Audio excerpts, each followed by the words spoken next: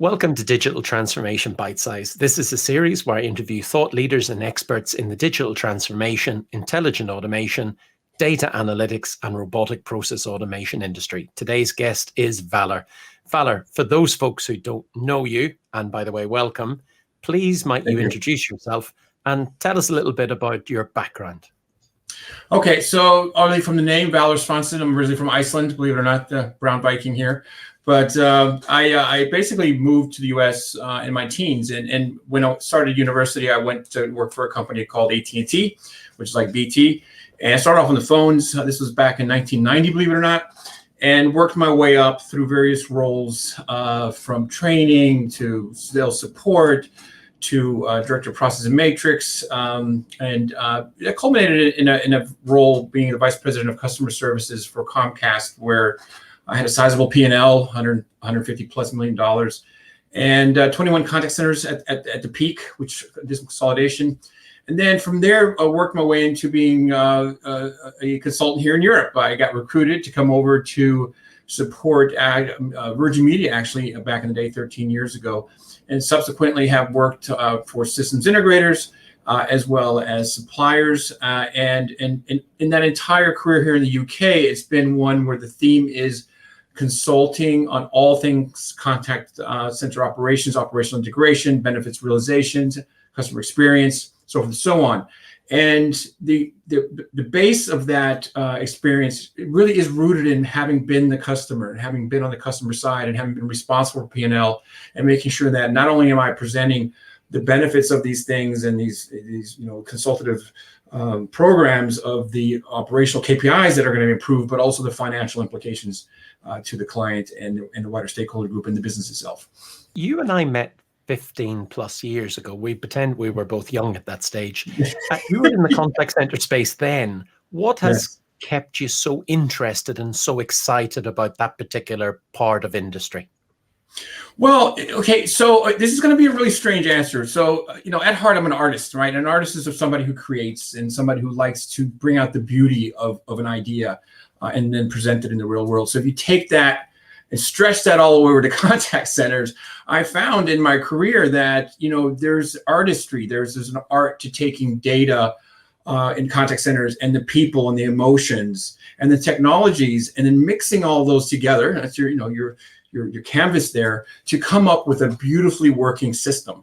And so there is no end to the amount of things that you can create and put together for the purposes of providing a beautiful experience, a beautiful opportunity for people to learn and flourish that might not have an opportunity to get into contact centers. So some of the frontline guys that, just like me, started off on the bottom, worked their way up. And then also the nonstop introductions of technologies. It's just so much and such a rich business and industry that it's just never ceases to amaze me, what's going to come out next. And my enthusiasm just gets greater year over year. You must have seen some dramatic changes in that 33-year space, particularly in the technology space. Bring us through some of the things that you've actually seen. The core component after all these years has been people, development of the people. And what I've seen is that the technologies that have come out just augment your ability to be able to propagate good behaviors, best practices across the entire employee staff by the use of technology. So, if you go from tape recorders all the way down to speech analytics and sentiment analysis, it's just amazing what can be done. And fundamentally, all of these this evolution of these technologies have all come from the fact that we were trying to do all this stuff with tick sheets and spreadsheets and calculators. And so now all this is automated. So I kind of think to myself when I'm talking to folks that have only been in industry maybe 10 years or 5 years, that you just do not realize the power that you have at your disposal right now with these technologies, especially now with AI and RPA. I mean, it's mind-blowing the amount of productivity that you can get out of automating things and supporting the agents and all the things that you can do for the customer with these different technologies. So that the speed and breadth and depth of what you can do is the biggest thing that's changed due to the technologies. But the people, it's always about developing the people. That has never changed. I think sometimes companies maybe forget that. So I'm glad to hear that the people are remembered, number one. What are the technologies at the moment that you are seeing that are really exciting you and you think will really transform contact centers or customer services centers the most? So, I think if you we're talking about the moment of truth, which is when you're making that, you have that connection with that customer, right? Now, there is a school of thought that says no customer call is a good call because the customer never has to reach out to you. And when they do reach out to you, you have an opportunity to screw it up. So there's two schools of thoughts on that.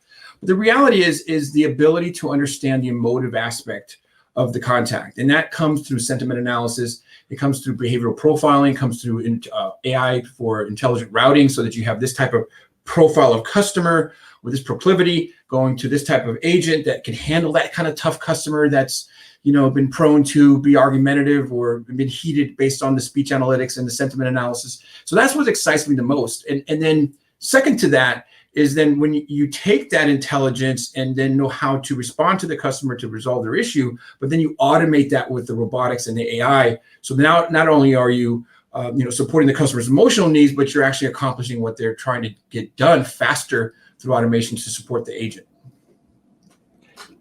There's an interesting conversation you and I had outside of this interview, because we talk about all this technology, we talk about the agents.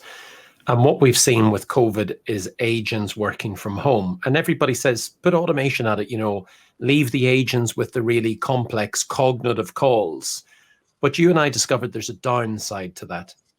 Yeah, no, absolutely. So just due to the nature of my profession, I tend to be a blabbermouth. Obviously, I'm in the contact center industry. Anytime I talk to an agent, almost every time I talk to an agent, I'm always saying, "Oh, where are you located? And how's work? Oh, you work for this company, American Express. How are they training you? And with COVID, how are you meeting with your supervisor?" And of course, I'm killing their average handle time with all these questions, but it's just these little informal surveys. And just recently, and it really kind of touched my heart, seriously, in the sense that I spoke to one agent and they were saying, hey, the reality is a lot of the self-service is taking care of those transactional calls, pay my bills, where do I send this, where's that FAQ, so forth and so on.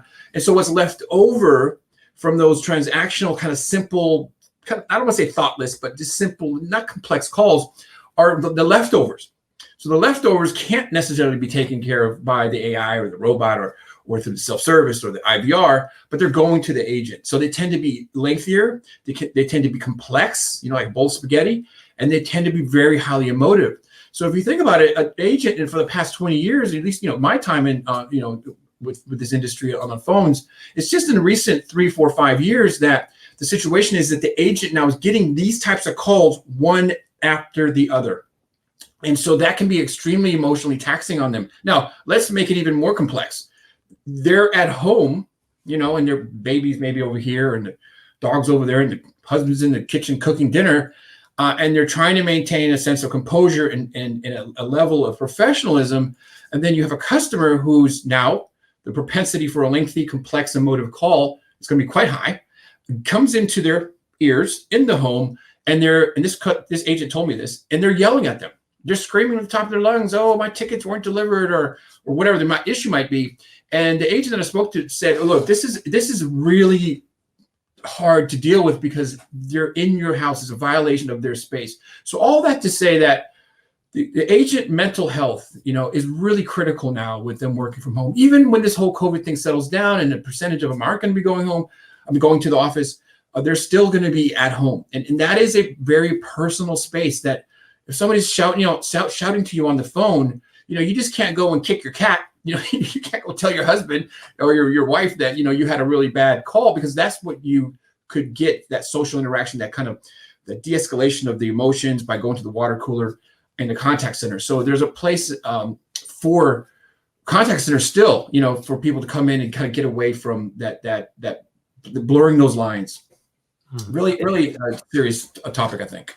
Yeah, and I'm not too sure many people are talking about this or treating it as seriously as we should, because that is traumatic for someone. Verbally abused, can't get away from their own home. That's a very personal environment. Gosh. Yeah, and if you think about it, Kieran, so you've got intellectual capital. You invest in these people, you train them, and now because of the transactional calls are being handled via these automation tools and RPA and everything else that's out there, cool stuff, chatbots. What happens here is the agent now is being trained on now more complex issues.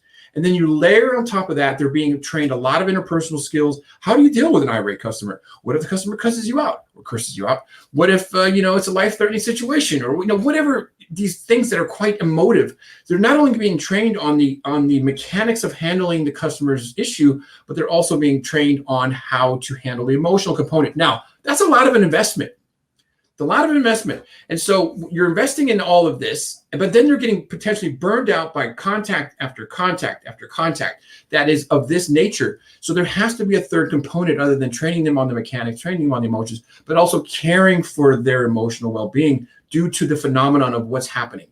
And it costs upwards of, half of the yearly cost of getting an agent hired, trained, and then up to speed on the learning curve to where you have somebody that's fully proficient in their role. And that's a very costly, proposition that you need to be concerned about.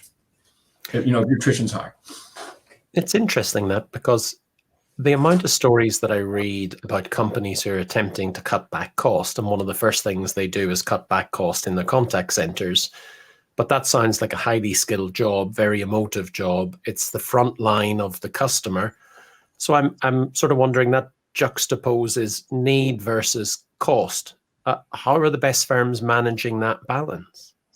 Well, I think that there needs to be a real consideration of the psychological aspect of what's happening, this shift of this phenomenon that I spoke of, and there's a huge opportunity for brand toxicity to occur if you've got a grumpy customer and then you have a grumpy agent. Now, an average customer will call a contact center about 3 times a year. An average contact's about 8 minutes or so. So you have 3 opportunities to make an impression on your customer as it relates to what they think about you. And I don't know what the statistics are, but I do know that a customer within 30 seconds, well, anybody within 30 seconds will make a judgment call of you based on the impression that they have. So these aren't just agents. These are professional people handlers. They need to be treated and paid as such. And so, what does it mean? How do you rationalize this into like money? So the reality is that the measure that you want to use is customer lifetime value, which is that you've got X number of customers that are going to be here for, say, they churn out on average 9 months or so, and then and they spend 30 pounds a month.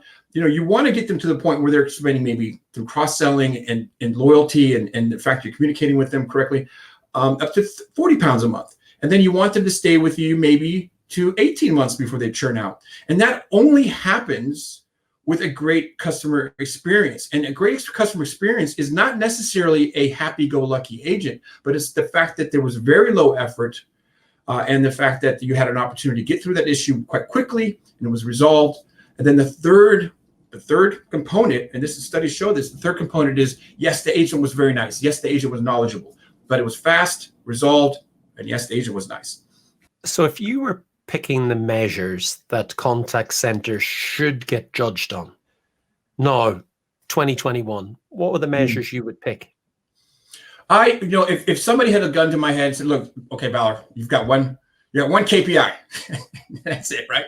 One KPI would be customer lifetime value, because that's the nexus of where the customer will stay with you longer, right? So they stay with you longer. You can measure that, and they typically will spend more money with you. Now, if they stay with you longer, they're going to spend more money with you. And if you increase the amount of money that they're spending with you, of course, they like you to purchase more things. Now, I'm talking about money and time, right? But customers are quite fickle, and you have all kinds of competition out there. If they can pick somebody else, they just click, it's one tab away on the web to pick somebody else. So you measure, satisfaction with time, and the value of them choosing you to purchase things with the quantity that they might be spending. Now that could be, of course, in the service sector, public sector, it might be different. But that's the one that I would pick. The other one also is customer effort. Okay, that's number 2, customer effort and agent effort. Customers have been known to say, okay, yes, Susie or Karen, you sounded great on the phone. Thank you for telling me about your dog and talking about my dog and your wonderful voice. But we're on the phone here for 20 minutes and you didn't get what I wanted to get done. Now, I talked to Billy Bob over here when I called him the second time, and he's quite kind of curt, short, stoic, but he got it done in 3-4 minutes. I'm happy. I'm a happy camper because the customers will choose, and I don't know the statistic, I wish I did. The customers will choose the company that has lower effort with but slightly less customer experience every time, because they don't want to call you in the first place. So customer effort and customer lifetime value.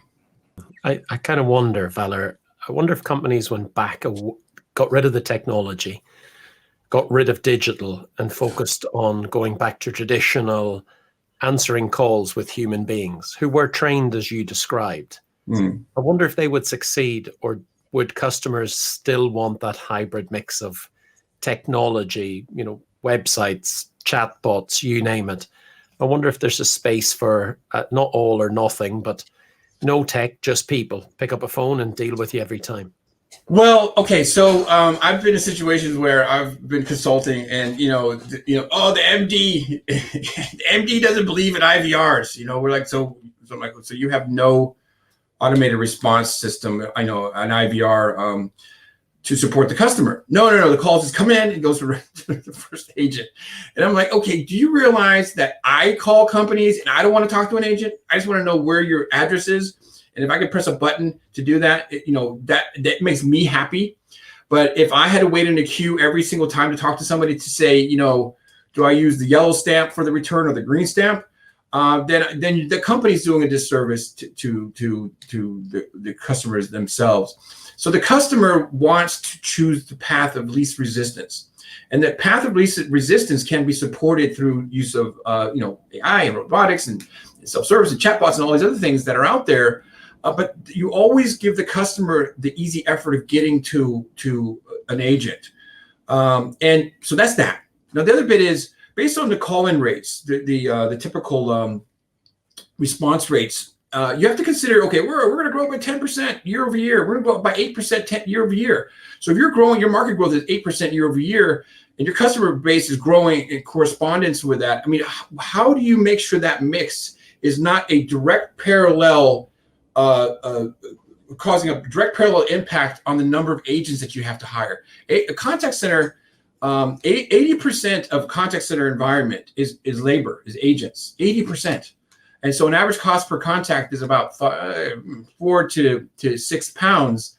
An average cost per an automated response. Now, again, not a degraded automated response, but a response that's satisfactory to the customer. That could be in the pennies, in the pence. So why would you force the customer to talk to somebody, and why would you budget a 6-pound contact when I don't even want to talk to you? So no, Karen, there isn't a place for those type of contact centers. Well, I'm glad you wanted to talk to me today, so that's a good thing. Valur, for those people who want to engage you as a consultant, follow your writing, understand your research, what's the best method they could contact you on? Well, Is it a call center? No, absolutely. I'm on LinkedIn. So Nexus CX Consulting is what I head up. And basically, if you want to know the ROI on a coffee machine in your contact center, I'm the guy to talk to, all the way to how do you implement AI and RPA in a manner that is providing the best services and best experience for the customer, and everything in between, including being able to explain these technologies to people that aren't really technical. So it's on LinkedIn. Reach out to me. You can send me an email. I'll be right back with you. So fantastic. Thank you so much indeed for taking time to talk to us today about customer contact centers, ROIs. I still think I'm a little bit distressed about agents who are getting verbally abused in their home. We do need to do something about that as an industry. That's not one of the downsides of COVID if we move to remote working. I remember the time when agents weren't trusted to work from home, weren't trusted to work in a contact center either. Now it's interesting. We're pushing them at home, grateful for what they're doing. I just wonder if we're supporting them enough. That will be a test of companies to come.